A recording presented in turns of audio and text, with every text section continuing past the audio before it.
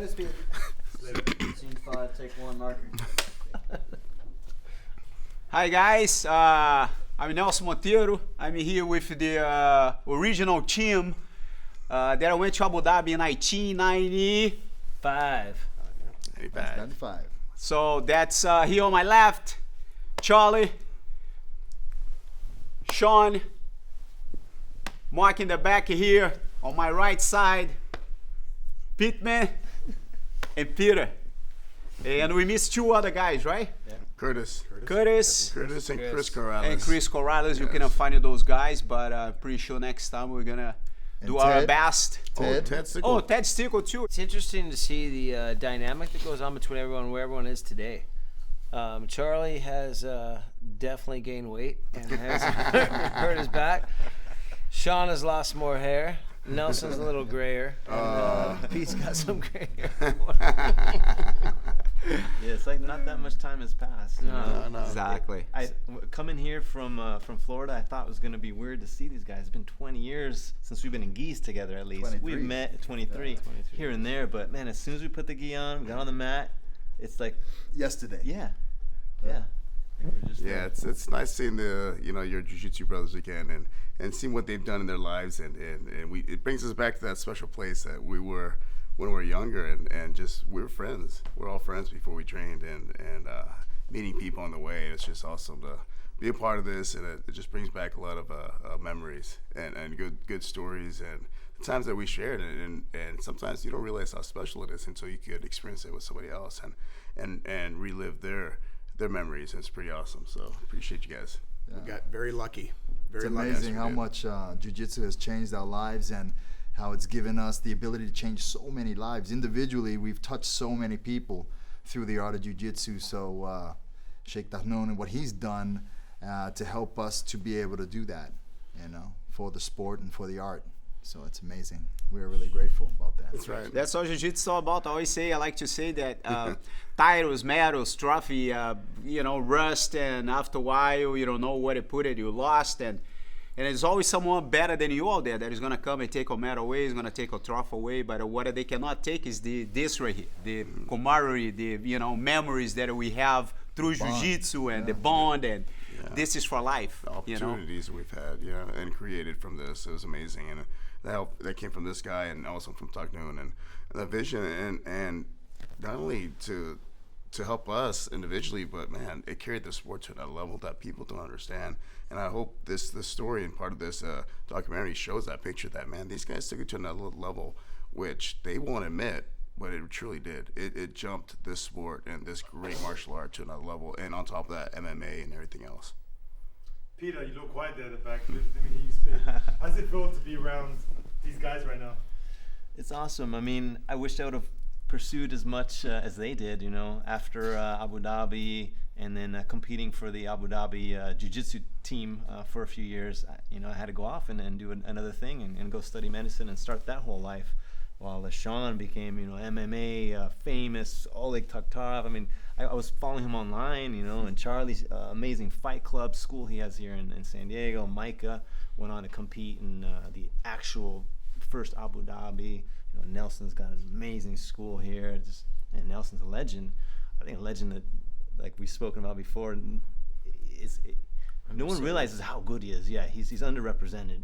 I mean, definitely one of the best dudes ever. And Mark, my boy over there, just to show up and do so well. So, it's just an honor, man. It's an honor to have been there early when we were all starting out and to watch their paths just grow and become these awesome guys and to influence the sport to such a level. And to this day, I think Nelson just came back from the Europeans and podiumed, and these guys are still tearing it up. Still representing.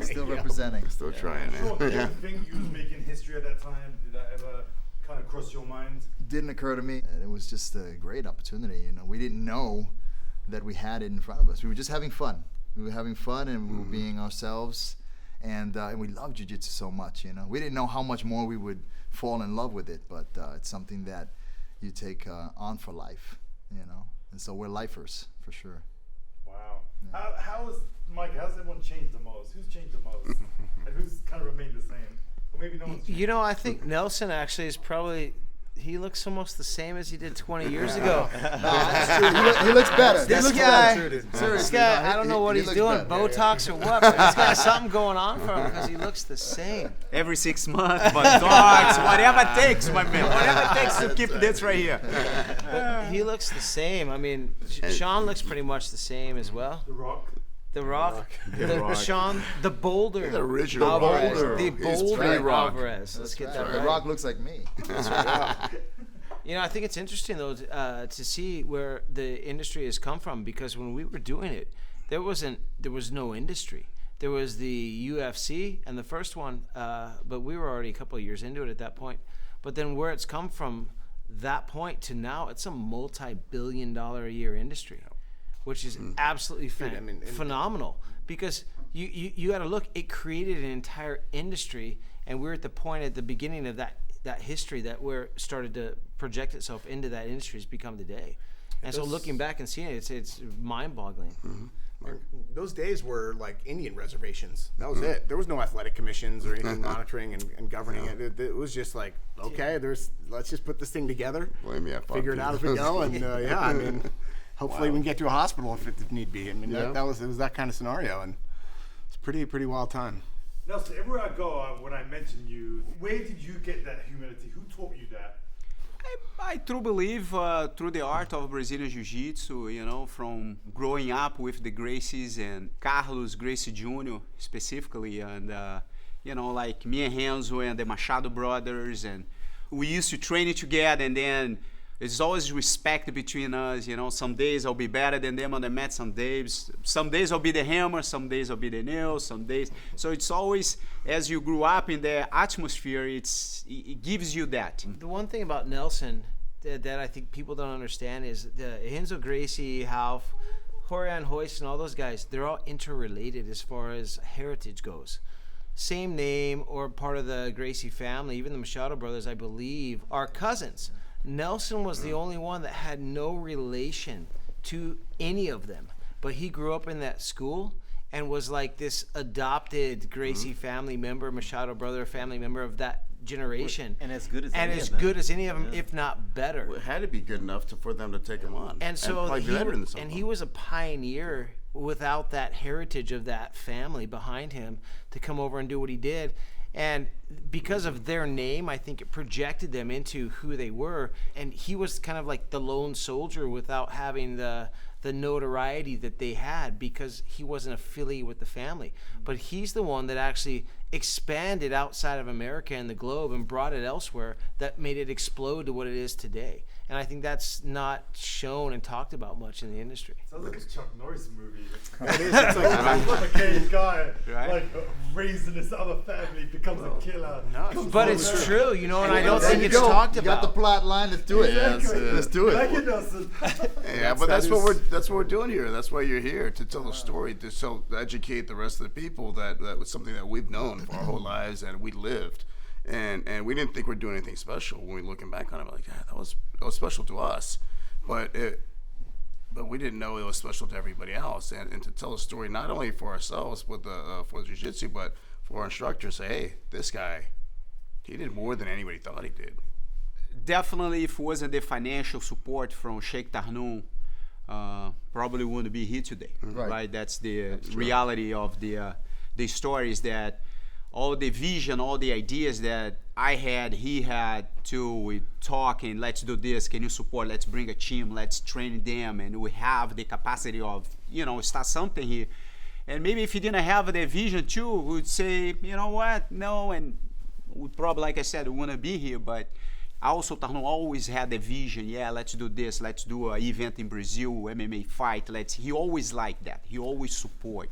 We are very grateful to Tarnoon to, you know, help us to do all the things that we did were accomplished, you know, as a team, as the first UAE team or club, combat club, ADCC, and it was amazing. You know, it's all between us. It Do you is. think ADCC was ever going to be that big when you guys were incubating it? No. No, we had was no us. idea. It was just I don't us having think fun. Bunch of kids We just playing it around. was something we're doing. It was a labor of love, you know, like and a it's clubhouse. amazing that, jiu-jitsu has been able to transcend, and it continues to transcend beyond economic structures or heritage and culture, because here you have a person from a royal family who loved it so much that he wanted to just do as much as he could for it, and we all come from different backgrounds as well, and the millions of people that grace the mats, man. I mean, there's businessmen and women and children, and it just goes on and on. All kinds of races together in a melting pot, basically celebrating the same art form, and it's amazing and it's inspirational, So Charlie definitely inspired me to push myself further, I mean, he had an injury with us, and it was a hard thing for him to deal with there, and we all had to deal with that, because I think that without that injury, he would have done phenomenally well in that Abu Dhabi, that first one that we went into.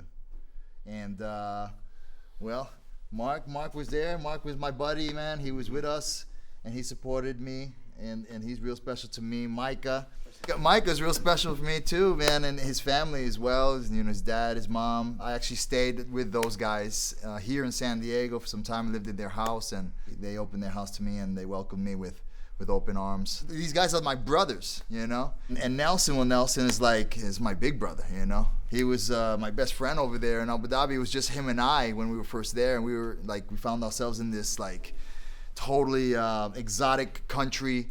We didn't speak the language, and back then in '94, it wasn't what it is now, Abu Dhabi. It was much more traditional and culturally. You're two Latin guys. I mean, he's from Brazil, and I'm originally from Puerto Rico via New York, and we just, all we had was each other, and we made a pact, and he was like, hey, you train me in conditioning and weights, and I'll train you in jiu-jitsu, and I was like, let's do it, and we didn't know what it would transpire into, what it would grow into from there, and what kind of effect we would have, to the rest of the world, through jiu-jitsu. So the guys are real special to me. Some of the other guys that are not here as well today, and it's my family, always. Charlie and I grew up together in San Diego since we were in elementary school. So we've known each other, I think the longest out of anyone here has known each other. His family was very close to mine. We knew each other since, his dad was around, and we watched him and his family suffer through the loss of his father. And after that, my father became kind of his father figure, if you will. And it was it was tough seeing that in a friend. And he and I, of course, had our battles together over the years, and then he got to see my father pass, which was interesting. And but it was good. So I think out of everyone here, Charlie and I probably have a really close bond, because we got to go through the loss of our fathers together. And then Mark and Pete, of course, we knew each other after that. We grew a really close, tight bond together. My dad was a pinnacle, I think, for a lot of us. Even Nelson and a lot of his guys. Even the Sheikh. Yeah, even the Sheikh. Was close with his even the Sheikh was close to my father. He was kind of a pinnacle for all of us. And, it was great. All these guys are my brothers, man. We grew up together. And, Nelson kind of took over, I guess. From my point of view, my dad was a big martial artist for me. And he kind of handed me over to Nelson to be like my father in that point of view from martial arts, because he was like always in the front, front aspect of our martial arts training. And then once he met Nelson and learned his skill level, he kind of turned our entire life over to Nelson, and that was my martial art training from that point of view. I grew up doing martial arts since the time I was 3 with my father, and doing stick fighting and knife fighting and all this. But once my father met Nelson, he turned over his reign, so to speak, as my martial art mentor, and my father to Nelson as my mentor in martial arts. And so I think Nelson will always have a special place in my heart because of that. Because my father, I respect him very much for who he was and what he did in the industry. And for him to respect Nelson enough and understand the level of martial art experience that he had and turn me over to that was a huge thing. So thank you for that. Yeah. Charlie, I never knew that about your father. Tell me a little bit, about how each guy. Yeah, well- that must have been a tough scenario. Yeah, it was tough. I was growing up. My dad was in and out, just working jobs, and I grew close to some coaches and mentors. And one of them, my mentors growing up, was Micah's father, Dr. Pittman, and Micah and Ben and Oli became like my brothers. I mean, there's a couple families that I've grown close to, especially after my father passed away, and they took me in, and their families. I stayed a lot of time at their house, and me and Dr. Pittman spent a lot of time, and he understood my martial art background before I got to him, and he said, look, let's keep going, man. You have something special to give. Let's keep doing it, and you enjoy and appreciate this as much as we do. So he taught me some different stuff, Kali, Escriva, and all kinds of really cool stuff. And we had a really close bond with the Pittman family, and that was part of the catalyst to go to Abu Dhabi and meet Nelson, of course. And Dr. Pittman went up there, and I think he heard about the Gracies before we did, and we're all into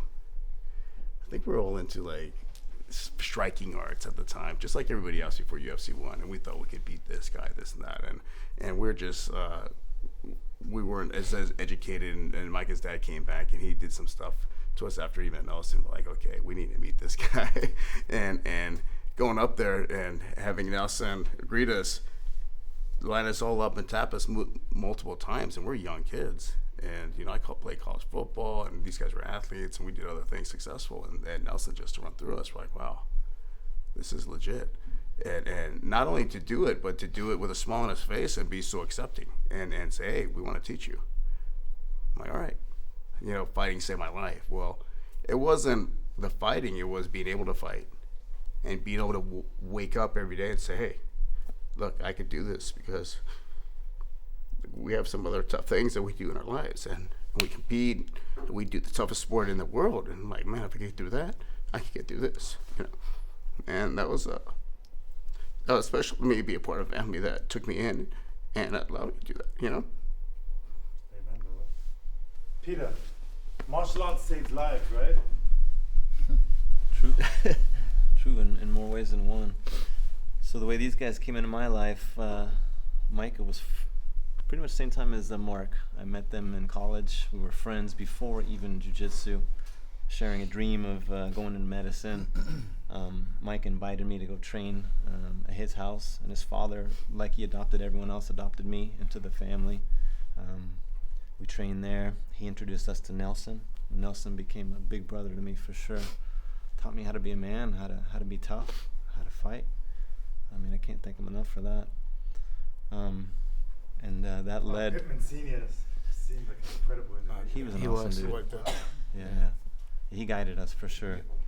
And when I met Micah in those early days, and I went to his house, Charlie was already there. I was already deeply involved in that family training under the supervision of Pittman Senior. Amazing dude. And then that led us to Tahnoon, which led us to Abu Dhabi, where I met Sean. And Sean's like my Latino brother, you know. I feel that bond, Puerto Rican, Cuban vibe. But, Sexy. Yeah, sexy vibe. Just You know what, the one thing, I don't even know if Sean has told you or even wants people to know, but he had quite the hell of an upbringing. And so for his upbringing to go where he came and to not steer off the path that he could have is quite substantial in itself. And I don't know how deep he got into that with anybody, but I mean, the upbringing he had was not easy by any means in New York and you know, what he grew up in. His family had its own challenges, you know. Without going into it, he could have easily steered himself off into that kind of life. And, you know, to see where he is today and to see how he took a different path is to be said about something. You know, no one gave him a free ride. No one gave him anything. He chose on his own will to do something different than what he was raised in. And I don't know how much people have touched on that, but that's a story in itself.